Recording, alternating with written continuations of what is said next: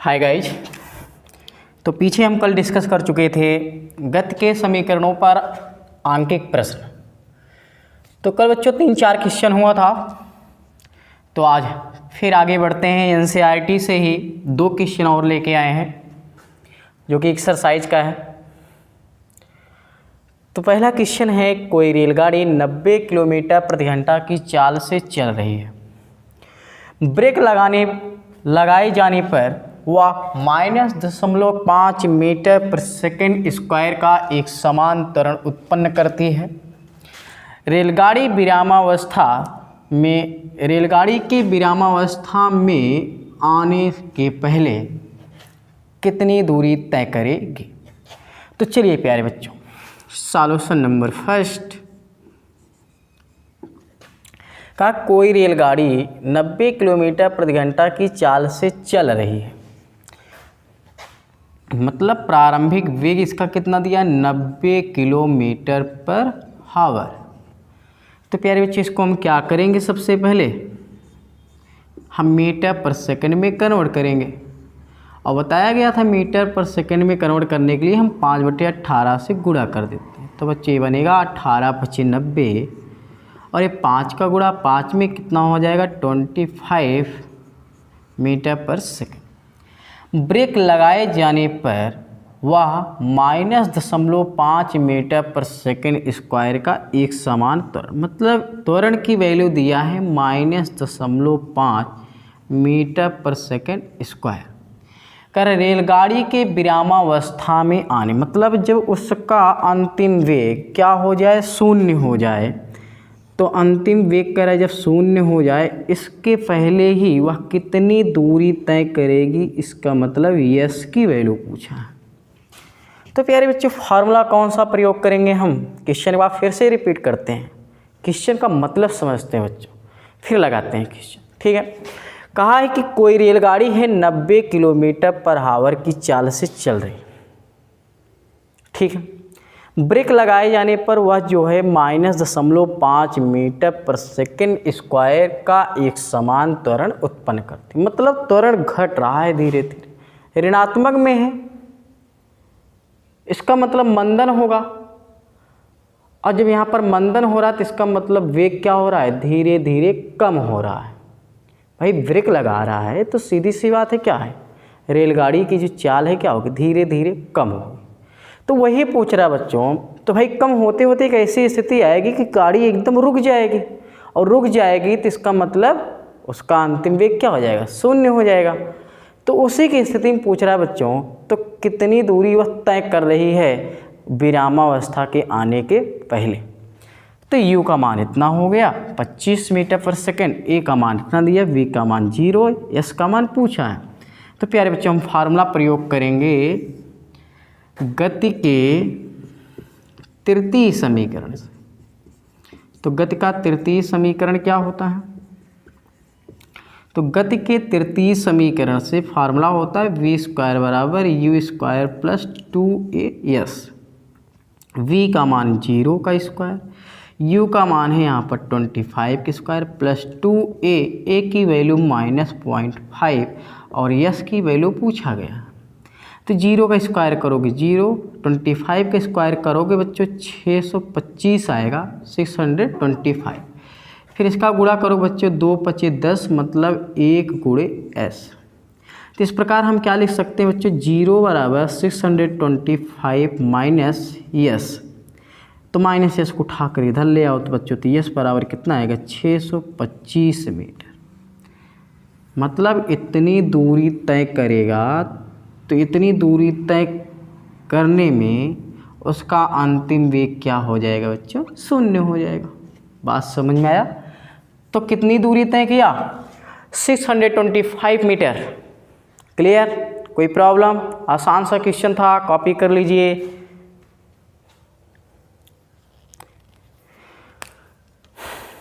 काफ़ी गर्मी है बच्चों, कॉपी करिए।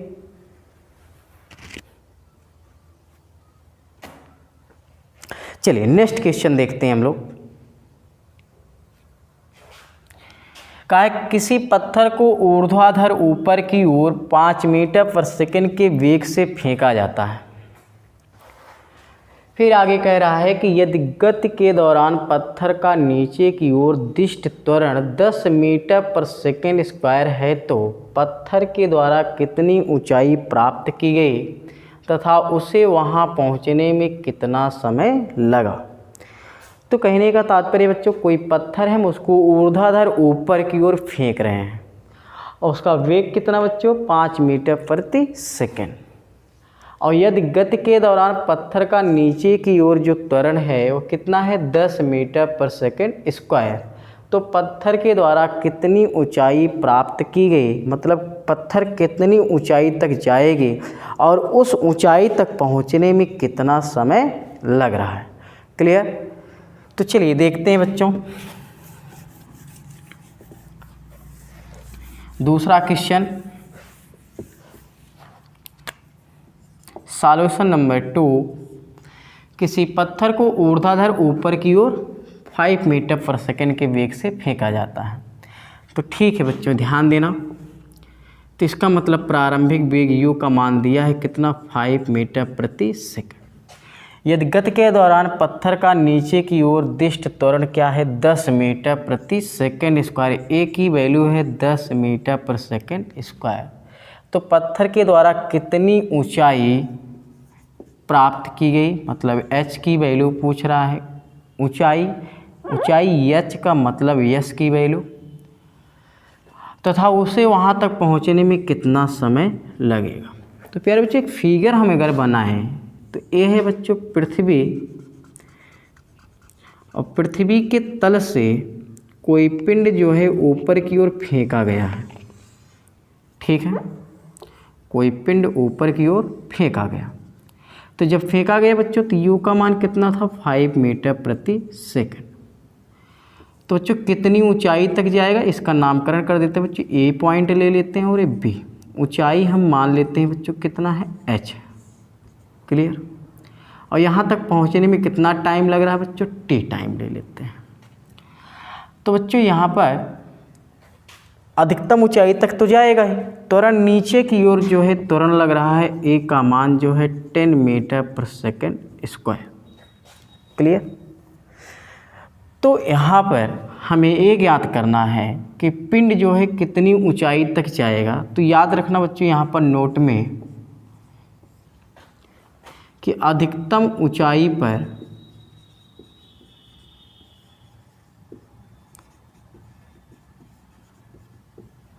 अंतिम वेग क्या होगा बच्चों, 0 हो जाएगा। अंतिम वेग भी बराबर 0 होता है। क्यों होता बच्चों, जब कोई पत्थर जाती है फिर वहाँ से मुड़ के वापस आती है तो उतने ही क्षण में जो वस्तु होगा या पिंड होगा कुछ क्षण के लिए रुकती है।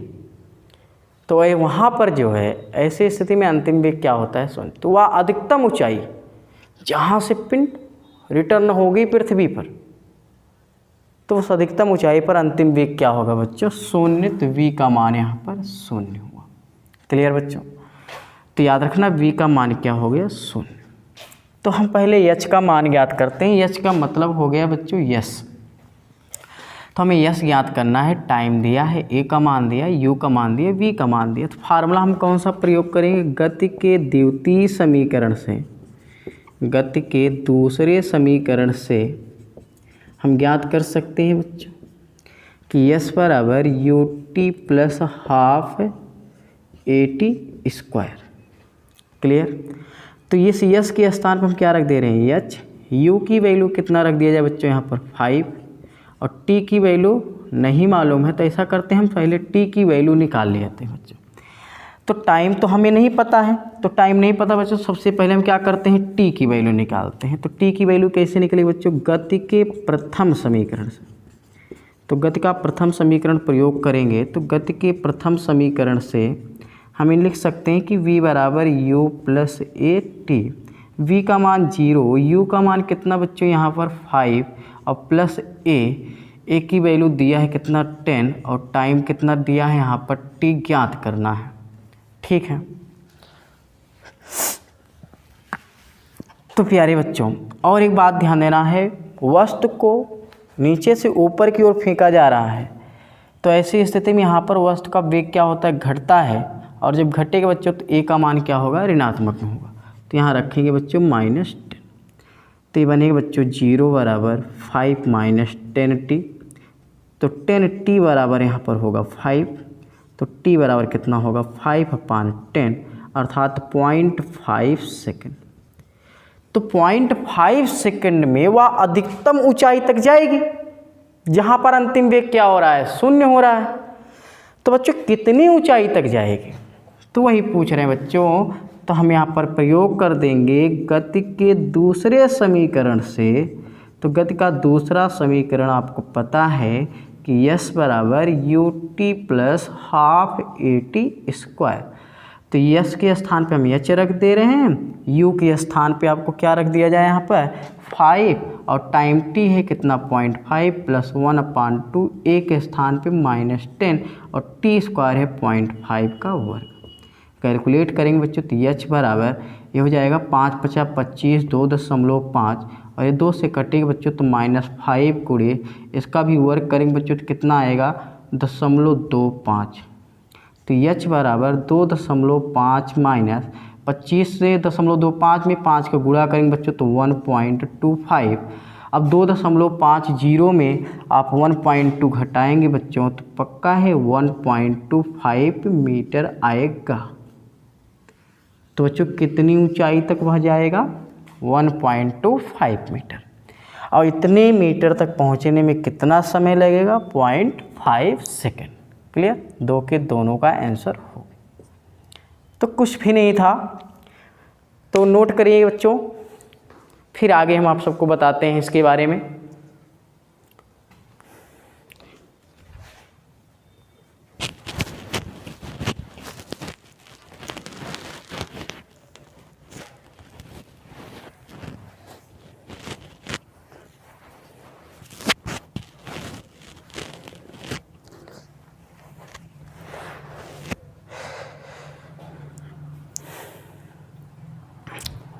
हो गए बच्चों, चलो देखते हैं अब आगे।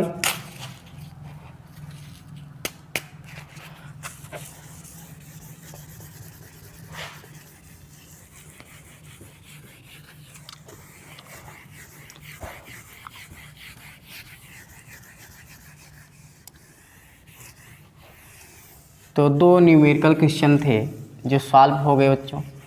आप लोग एक्सरसाइज से करिएगा, और सवालें भी हैं, 3-4 सवाल और हैं, आप उसको प्रयास करिएगा, लगाइएगा।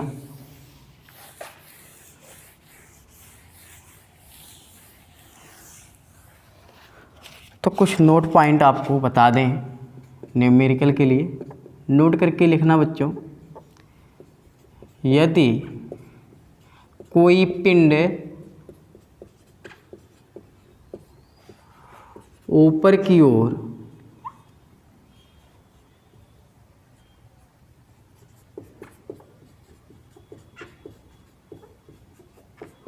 फेंकी जाए या गति करे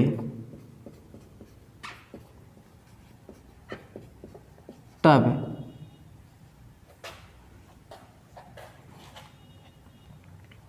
ऊपर की ओर गति करे तब बच्चों एक यह स्थान जो ध्यान देना, कोई भी वस्तु हो अगर ऊपर की ओर फेंकते हैं बच्चों तो उसका वेग क्या होता है, घटता है, याद रखना हमेशा। तब जो है वेग क्या होगा, घटेगा। क्लियर, अर्थात वेग परिवर्तन क्या होगा, ऋणात्मक होगा। जब वेग परिवर्तन ऋणात्मक होगा तो त्वरण कैसा होगा बच्चों, ऋणात्मक होगा। तो ऐसी स्थिति में यहाँ पर एक ही स्थान पे हम -g का प्रयोग करेंगे। g इज ग्रेविटेशन एक्सीलरेशन, गुरुत्वीय त्वरण। क्लियर, याद रखना, ये है गुरुत्वीय त्वरण।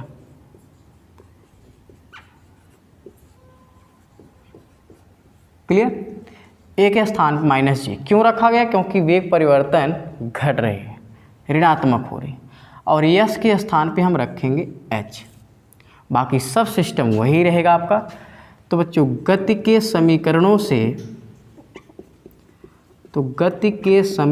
से हम क्या लिख सकते हैं, v बराबर u - gt।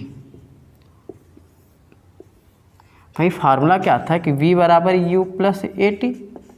तो यहाँ से हम लोग जो बनाए, क्या बनाए बच्चों, v बराबर u माइनस जी टी। कुछ नहीं किए, हम एक स्थान माइनस जी रख दिए। दूसरा है s बराबर U T plus half A T square. तो प्यारे बच्चों इसके स्थान हम लिख सकते हैं s के स्थान पी एच और ये U T minus 1/2 G T square. Clear. इसी प्रकार तीसरे समीकरण से कि वी स्क्वायर बराबर यू स्क्वायर प्लस 2as। तो यहाँ पर क्या होगा बच्चों कि वी स्क्वायर बराबर you square minus 2gh। Clear. ये पहला पॉइंट। दूसरा पॉइंट आपको याद रखना है कि यदि कोई पिंड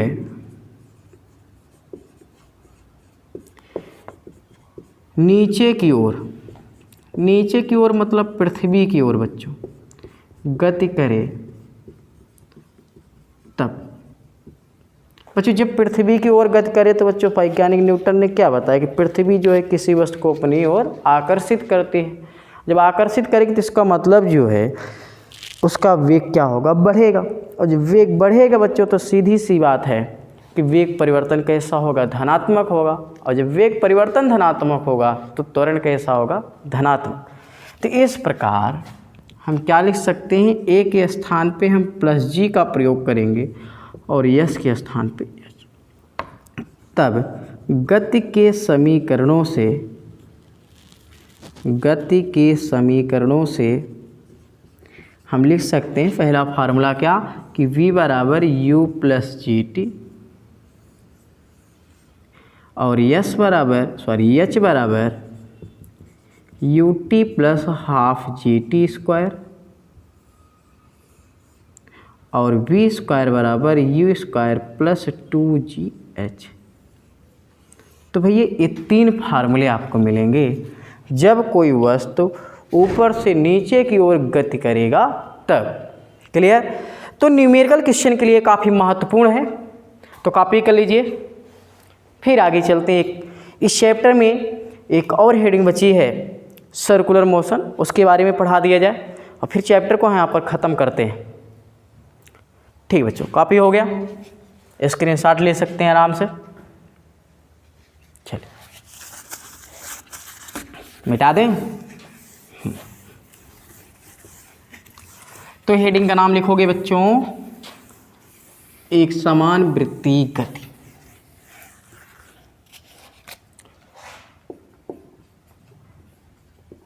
एक समान वृत्तीय गति।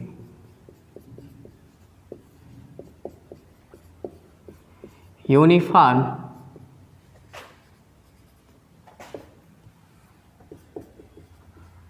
Circular motion. एक समान सर्कुलर मोशन काफ़ी इम्पॉर्टेंट टॉपिक है बच्चों। तो भैया ये नाम ही है एक समान वृत्तीय गति। जब कोई पिंड, ध्यान देना, जब कोई पिंड वृत्तीय पथ पर गति करे। क्या बच्चों, जब कोई पिंड जो है वृत्तीय पथ पर गति करे, यूँ ये मान लेते हैं कोई पिंड है, ठीक है बच्चों, यह पिंड, और ये जब गति करेगा बच्चों तो वृत्तीय पथ पर गति करेगा तो इसकी गति को हम क्या कहेंगे, वृत्तीय गति। तो इसकी गति कैसी होगी बच्चों, वृत्तीय गति।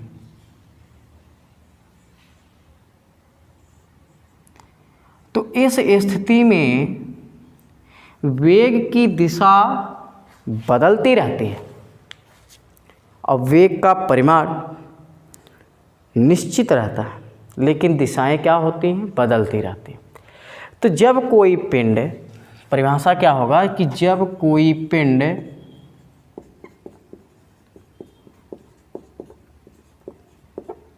वृत्ताकार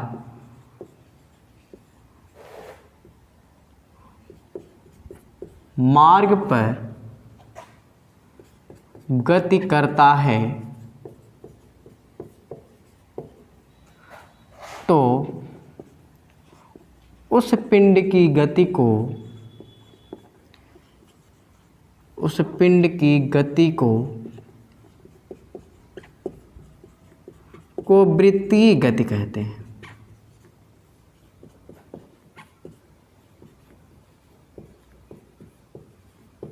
क्लियर बच्चों? जैसा कि चित्र में दिखाया गया है, एक पिंड है, वो जो है गति कर रही है। तो ध्यान देना बच्चों, यहाँ पर वृत्तीय गति में वेग की दिशा बदलती रहती है। वेग की दिशा क्या होती है बच्चों? बदलती रहती है। डायरेक्शन देख रहे हो जैसे फिगर में दिखाया है। अब हम ये मान लें बच्चों कि वृत्त का केंद्र क्या है? O है, तो और इसकी त्रिज्या कितनी है बच्चों? R। तो बच्चों सीधी सी बात है, तो इसकी त्रिज्या हमेशा वैसे भी बराबर होती है कि नहीं? ये देख रहे हैं बच्चों, ये है वृत्त का केंद्र, ये भी त्रिज्या है R। तो इसका मतलब एक ही त्रिज्या लेकर वृत्त क्या होता है, पिंड क्या होता है? गति करता है। तो बच्चों अगर ये पूरा, अगर हम यहाँ से मान ले ए बी और ये सी डी फिर ए पे आ जाए, मतलब ए टू बी गति करते करते करते करते ए टू ए आ जाए, तो इसका मतलब वो कितना दूरी तय करेगी बच्चों? वृत्त के परिधि के बराबर। तो यहाँ पर एक फार्मूला बनेगा, मानते हैं कि माना वृत्त की त्रिज्या R है, तब पिंड द्वारा तय की गई दूरी किसके बराबर होगा बच्चों? वृत्त की परिधि के बराबर। तो वृत्त के परिधि के बराबर, परिधि का मतलब होता है बच्चों परिमाप, ठीक? तो तय की गई दूरी, वृत्त की परिधि कितना होता है? 2πr। कोई प्रॉब्लम? अब कितनी चाल से गतिमान है बच्चों? तो इसको हम मान लेते हैं v वेग से गतिमान है। दिशा तो बदलती रहती है परंतु परिमाण नहीं, इसको याद रखना, परंतु परिमाण नहीं, परिमाण हमेशा v ही रहेगा। 10 मीटर पर सेकंड की चाल से अगर गतिमान है तो 10 मीटर पर सेकंड की ही चाल से गतिमान होगा, बट डायरेक्शन क्या होगा बच्चों? चेंज होता रहेगा। हर पॉइंट पर वृत्ताकार के प्रत्येक बिंदु पर पिंड का जो डायरेक्शन होगा, पिंड के वेग का डायरेक्शन क्या होगा? बदलता रहेगा। क्लियर? तो इस प्रकार यहाँ पर चाल कितना है बच्चों? पिंड की चाल बराबर कितना बच्चों? यहाँ पर है v। कोई दिक्कत? और हमें मान लेते हैं बच्चों कितना समय लग रहा है, तो इसको हम मान लेते हैं बच्चों कि माना पिंड की चाल v तथा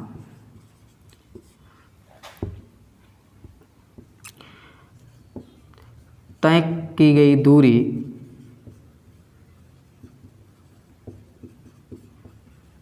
को तय करने में लगा समय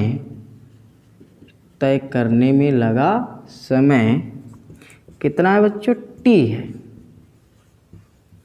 ठीक है, तो प्यारे बच्चों यहाँ पर सीधी सी बात है, तो पिंड की चाल बराबर, तो चाल बराबर क्या पढ़े बच्चों? दूरी बटे समय। पिंड द्वारा तय की गई दूरी और अपान क्या बच्चों? समय। कितना समय लग रहा है, इस चीज़ को लिख दिया जाए। तो पिंड की चाल हो गया v, तय की गई दूरी कितना? 2πr, और समय कितना है? t। तो इस प्रकार ये फार्मूला बना बच्चों, v बराबर 2πr/t। क्लियर? तो ये था बच्चों एक समान वृत्तीय गति। तो काफ़ी कर लीजिए, अच्छे से तैयार कर लेना। अब ये चैप्टर आपका गति का चैप्टर नंबर 8 है कक्षा 9 का, है ना? यहीं पर कंप्लीट होता है। न्यूमेरिकल क्वेश्चन भी करा दिया गया, सब हो गए हैं। तो प्यारे बच्चों आप लोग मेहनत करिए, नोट्स बनाइए और तैयार करते चलिए। क्लियर।